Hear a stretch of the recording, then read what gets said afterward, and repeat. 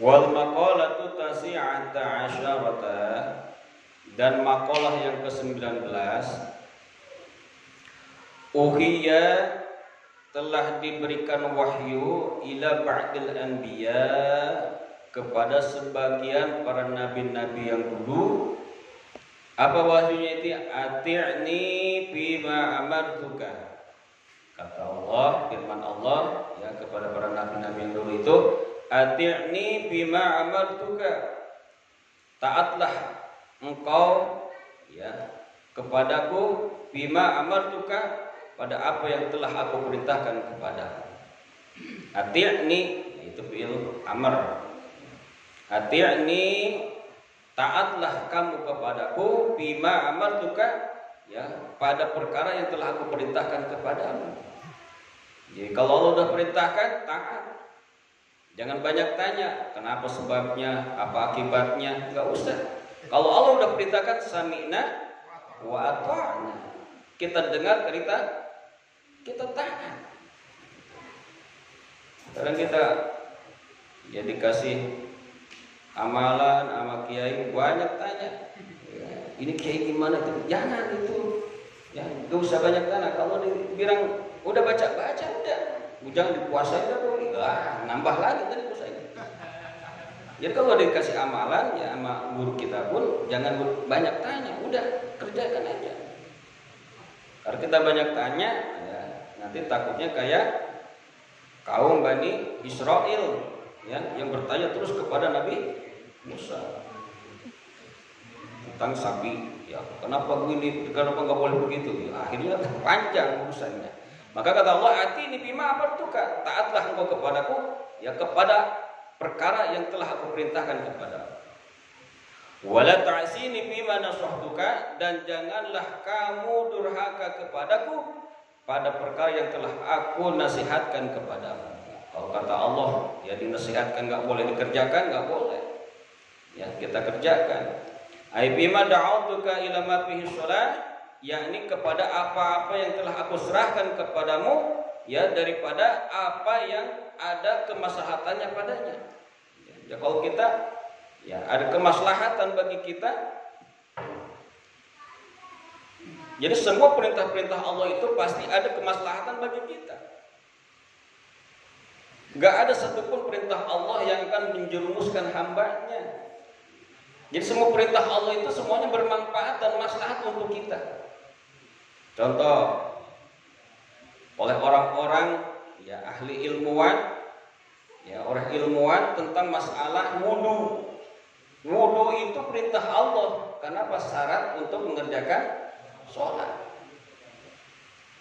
Ternyata ketika diteliti itu basuhan air ke tubuh kita itu ya, mengandung obat. Tangan kita basuh, kita usap-usap. Filosofinya kita sayang terhadap tubuh kita. Itu filosofinya. Ya.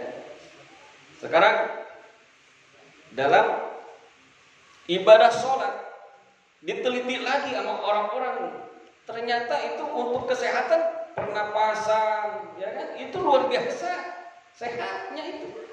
Ketika kita angkat tangan, ini saraf-saraf kita ini bergerak. Allah, saraf-saraf kita itu. Maka kalau orang yang rajin sholat itu nggak ada istilah urat kejepit. Ya. Itu orang yang nggak rajin sholat yang sering kena urat kejepit. Kenapa? Karena badannya nggak bergerak. Coba ruku. Ini meluruskan ini. Coba kita lagi olahraga apalagi ini aja pegel pinggang kita. Kita ya bergerak seperti kita ruku. Itu enak. Ketarik ini ya, luar biasa ini. Maka perintah Allah itu nggak ada satupun yang akan membahayakan umatnya, nggak ada.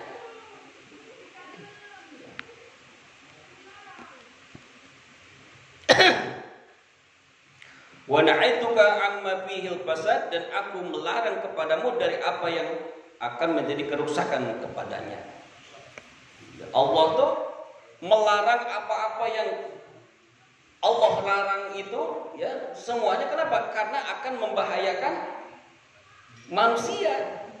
Ketika Allah Ya, melarang untuk tidak melakukan berbuat maksiat, berbuat dosa. Kenapa? Karena ketika kita berbuat maksiat, berbuat dosa, itu akan membahayakan diri kita. Maka nggak ada satupun larangan Allah itu, ya, yang akan merugikan umat manusia, nggak ada. Semuanya apa? Untuk kemaslahatan dan juga untuk keselamatan umat manusia. Kenapa? Karena ketika kita melanggar apa yang telah dilarang oleh Allah, sama dengan kita, ya, mengerjakan yang membahayakan diri kita, yang merusak diri kita. Maka Allah cegah. Wa nahaituka amma fihil fasad, dan aku cegah kepada dirimu dari perkara yang akan menjadi kerusakan untuk dirimu.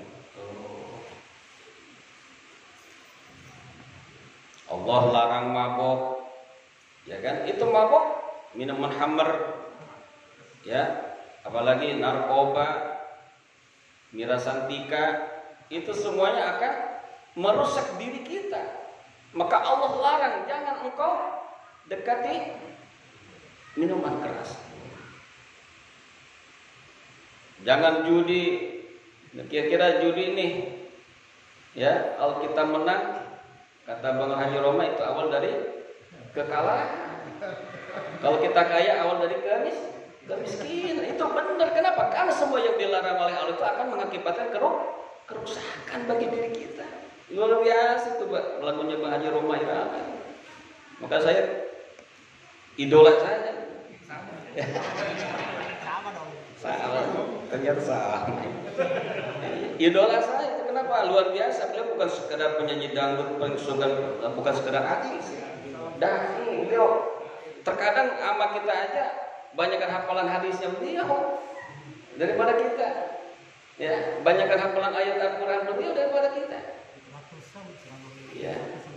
Beliau tuh cerdasnya luar biasa, cerdas. Saya pun cerdas. Apa aja jadi lagu ya. Apa aja jadi lagu. Terlalu.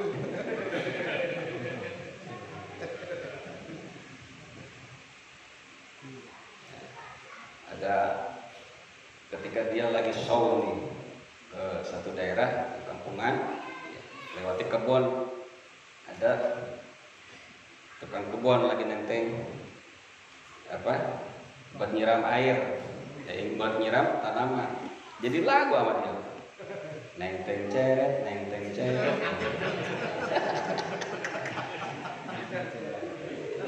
jadi ada lagi tawuran, jadi lagu nih, stop, ya.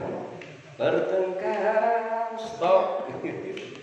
Luar biasa, kalau jadi presiden luar biasa. Kalau ada tawuran, demo apa tinggal pakai nyanyi aja, stop. Ada lagi judi, jadi apa jadi lagu judi gitu. Itulah hebatnya Bang Haji Roma Irama.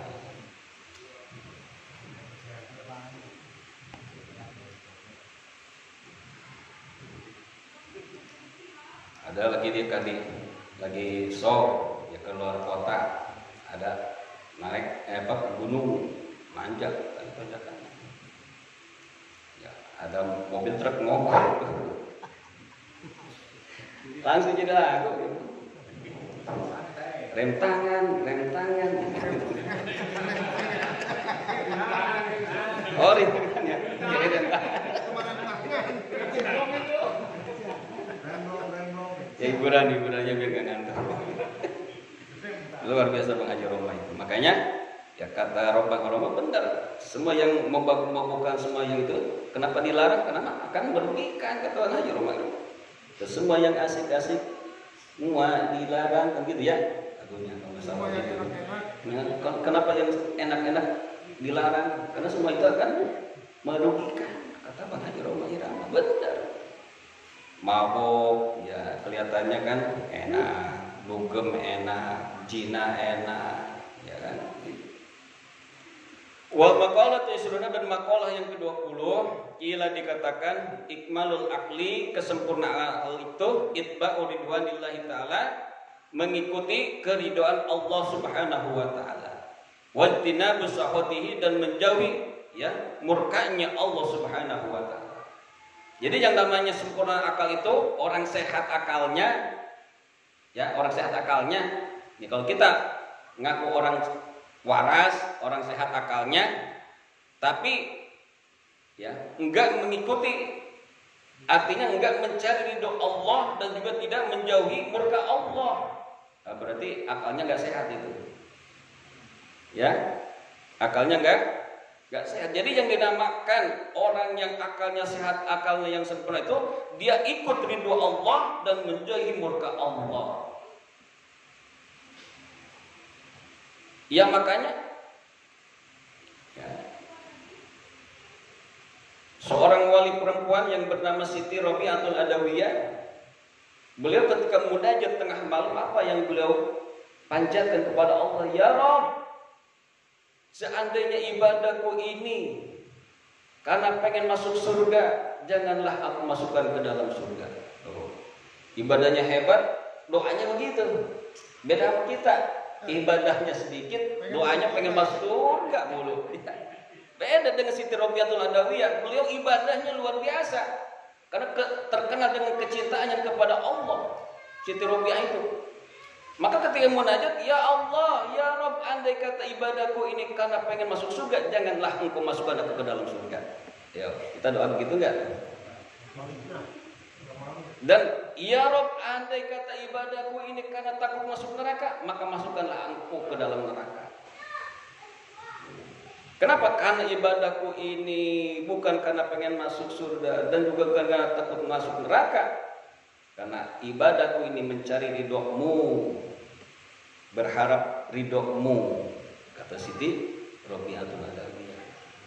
Gitu. Kenapa? Karena yang mengakibatkan kita masuk surga itu bukan karena ibadah kita, karena ridho Allah. Ini jangan dipelintir ini omongan.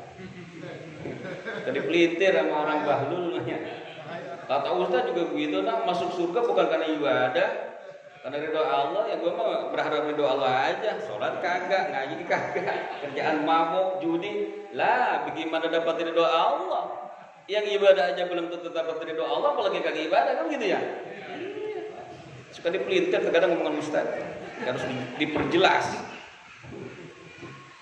Ai fahilat kudalika, maka ya menyalahi itu semua jununun adalah orang gila.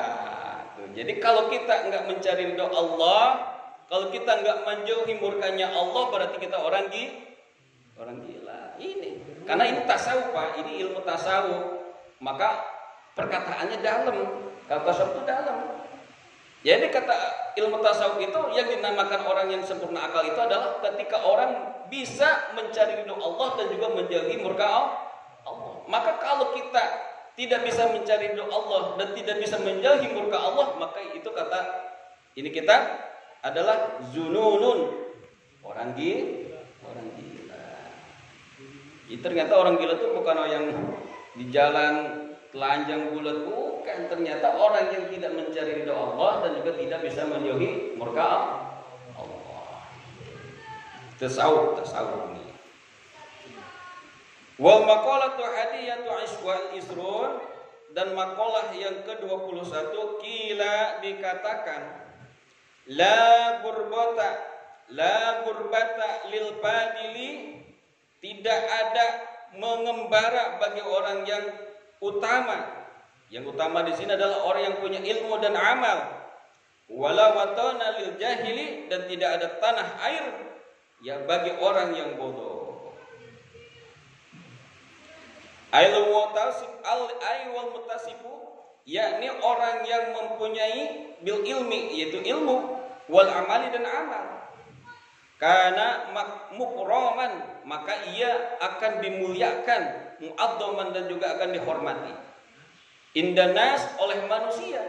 Bi ai baladin, di mana saja tempat. Ya bi ai baladin kana, ya di mana saja ia berada. Maka kullu baladin indahu wa tonat, maka semua tempat itu bagi dirinya adalah tanah airnya. Walau kana ghoriban, walaupun dia adalah orang mengembara.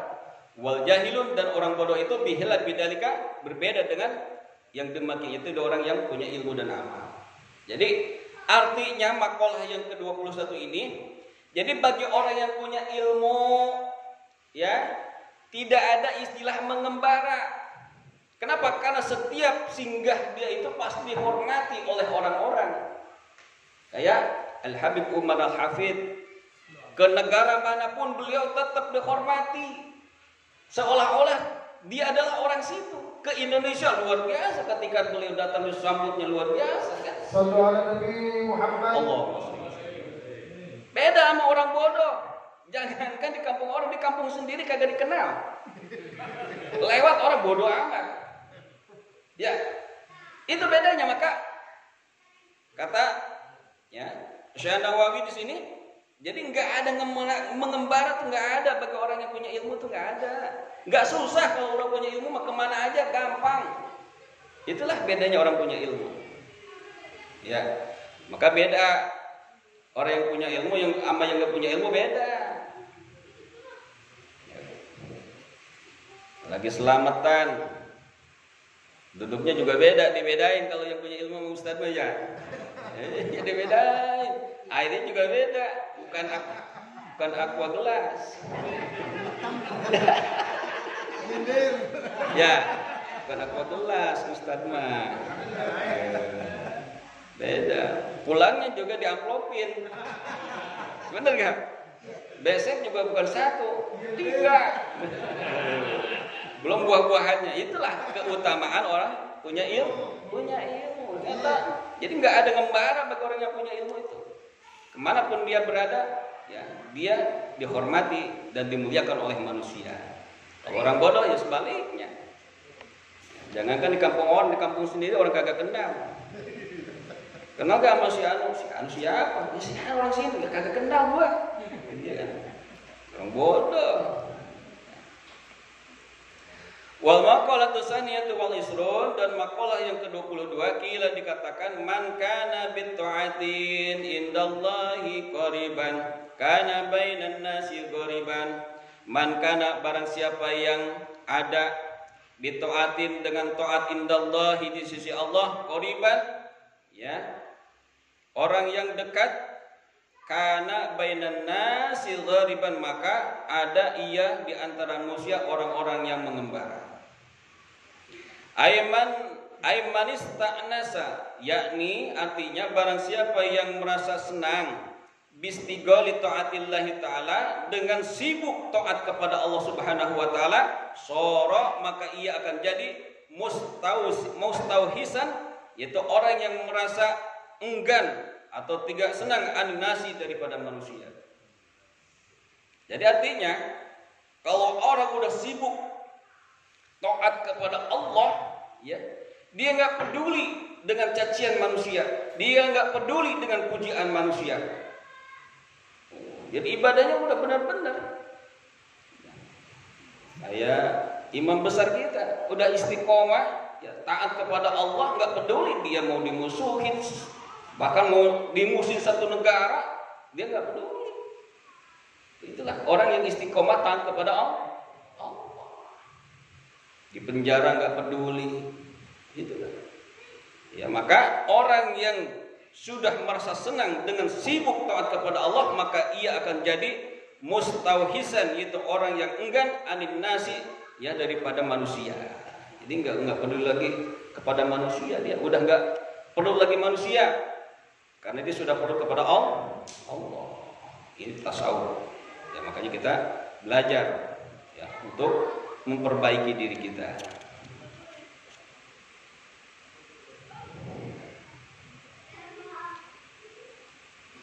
Wal maqalatu salisatu wal isrun, dan maqalah yang ke-23 kila dikatakan harkatut taati dalilul ma'rifati, bergeraknya kepada taat kepada Allah, dalilul ma'rifati, itu menjadi dalil makrifat kepada Allah. Jadi bergeraknya diri kita untuk taat kepada Allah menjadikan dalil, ya, tentang makrifat kita kepada Allah. Jadi kalau orang udah makrifat kepada Allah, seluruh gerak tubuhnya itu untuk taat kepada Allah. Gitu artinya. Jadi kalau orang sudah makrifat kepada Allah itu adalah tandanya apa? Dia bergerak, apa yang dia lakukan itu hanya untuk ridho Allah, hanya untuk taat kepada Allah.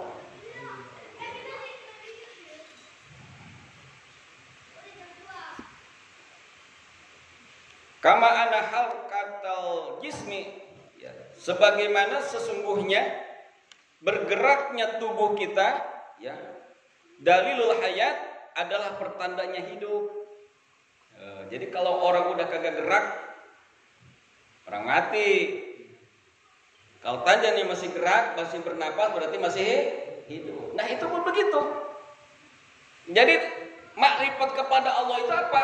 Gerakannya, tandanya, hidupnya makrifat kepada Allah, yaitu geraknya kita, perilaku kita, perbuatan kita, semuanya adalah untuk Allah.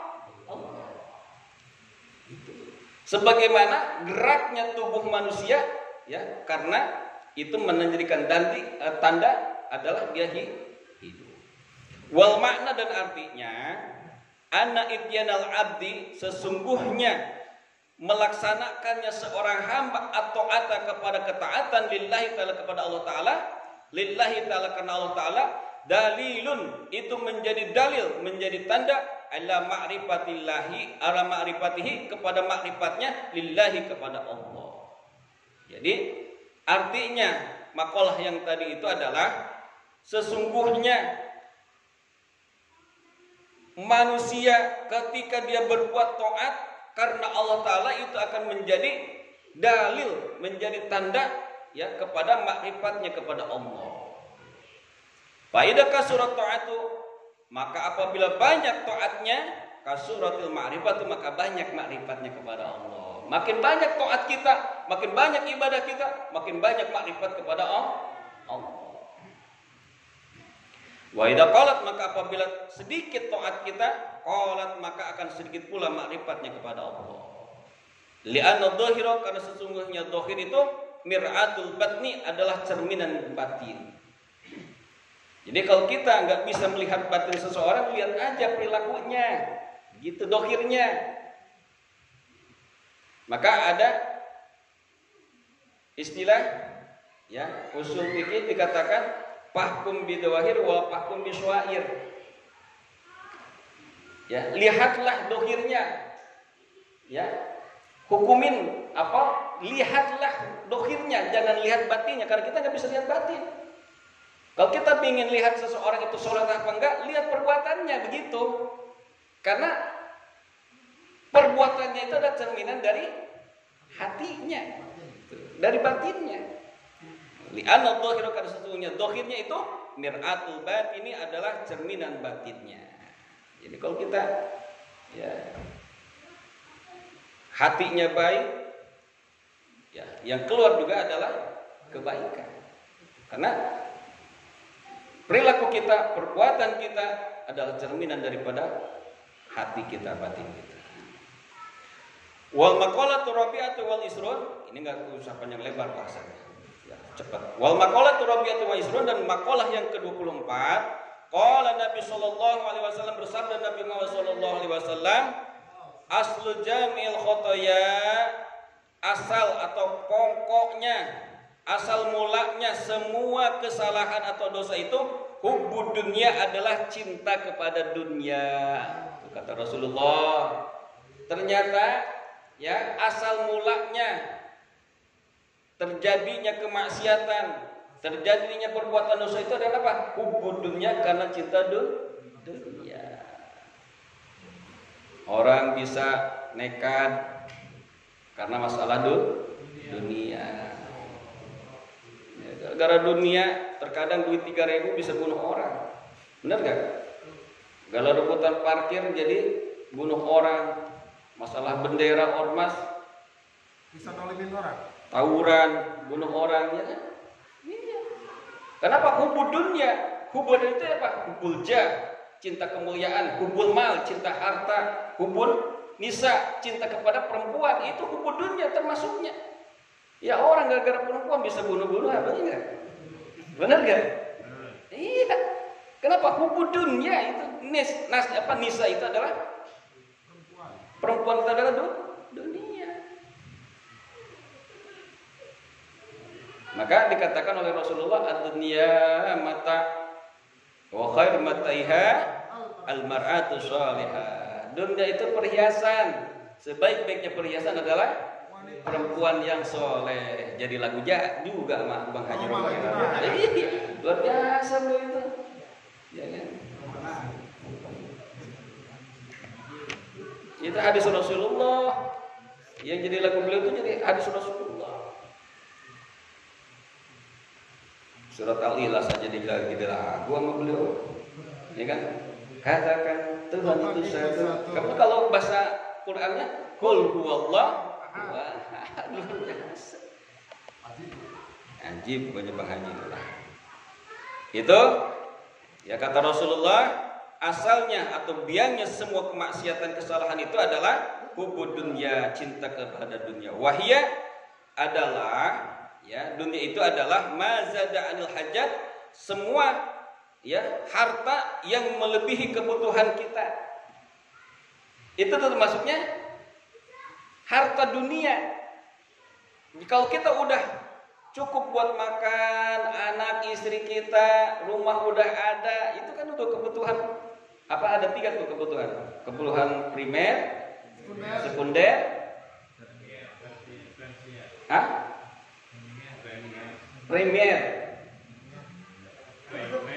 primer, sekunder, apa? Selender. Lupa lagi dulu kan pernah tuh diajarin ya di sekolah. Iya, sandang, pangan, pak, papan lah gampangnya begitu, sandang, pangan, papan. Nah kalau kita udah tercukupi tuh, terpenuhi sandangnya, pangannya, papannya, nah selebihnya itu ada harta dunia. Maka kebanyakan orang itu lebih mengutamakan gaya hidup daripada kebutuhan hidup. Sebenarnya kebutuhan hidup kita cukup buat makan, bisa ibadah gitu. Iya kan? Tetapi kadang kita apa? Mengikuti gaya hidup kita.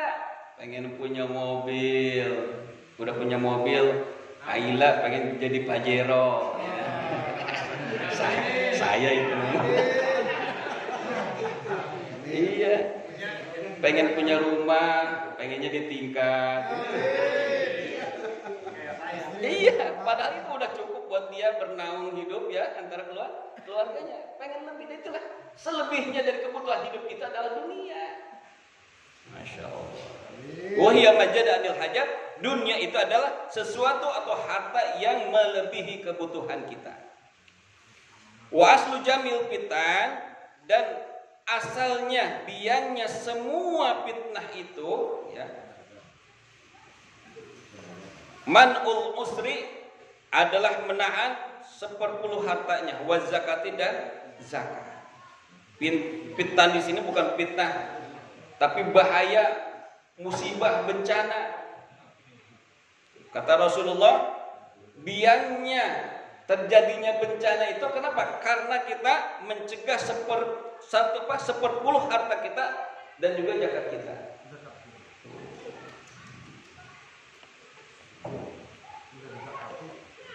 Yang kerja hitung gaji kita berapa, kalkulasi 1 tahun ya, 1 tahun ada berapa, dihitung dengan harga emas ya, udah mencapai enggak 90 gram ya, 90 gram emas. Sekarang kalau 90 gram, 1 gramnya berapa sekarang? 1 juta ya, berarti 90 juta nih. Kalau kita hitung gaji kita 1 tahun nih 90 juta, keluarin zakatnya. Jangan dikekepin aja. Itu sekarang udah diolah sama ulama-ulama zaman zakat profesi. Ya, kalau kita kerja begitu, apalagi kalau dokter, wow, lebih dokter penghasilannya lebih gede. Kalau begitu sekarang ya. Iya, tapi sekarang.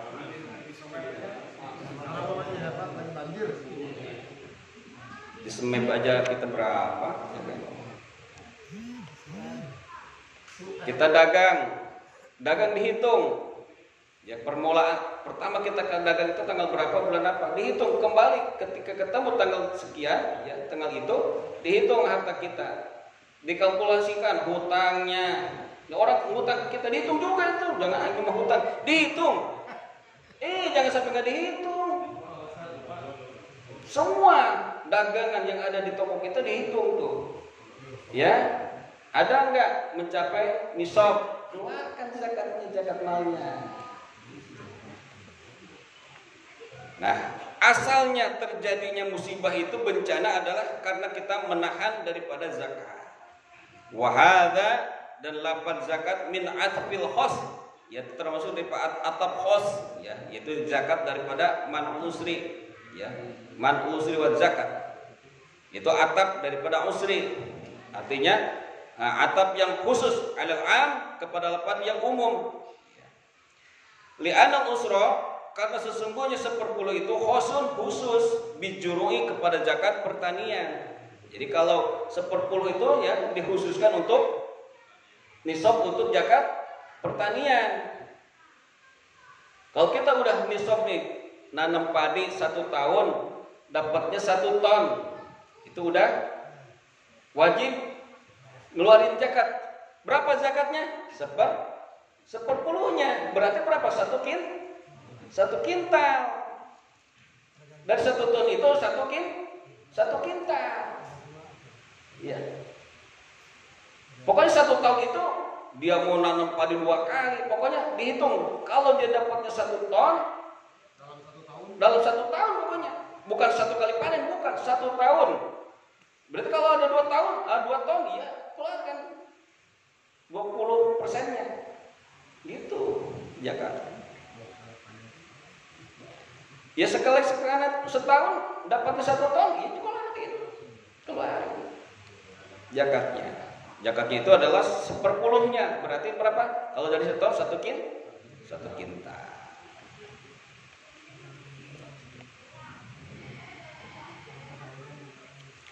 Ya, wathimar dan buah-buahan, wazakatu dan sedangkan lapan zakat itu samilatun yang meliputi lidalika kepada zakat tanaman dan juga buah-buahan, wali zakatin nakdi dan kepada zakat emas perak, wal an'am dan zakat hewan ternak, wali zakatil badan dan juga kepada zakat badan yaitu zakat fitrah.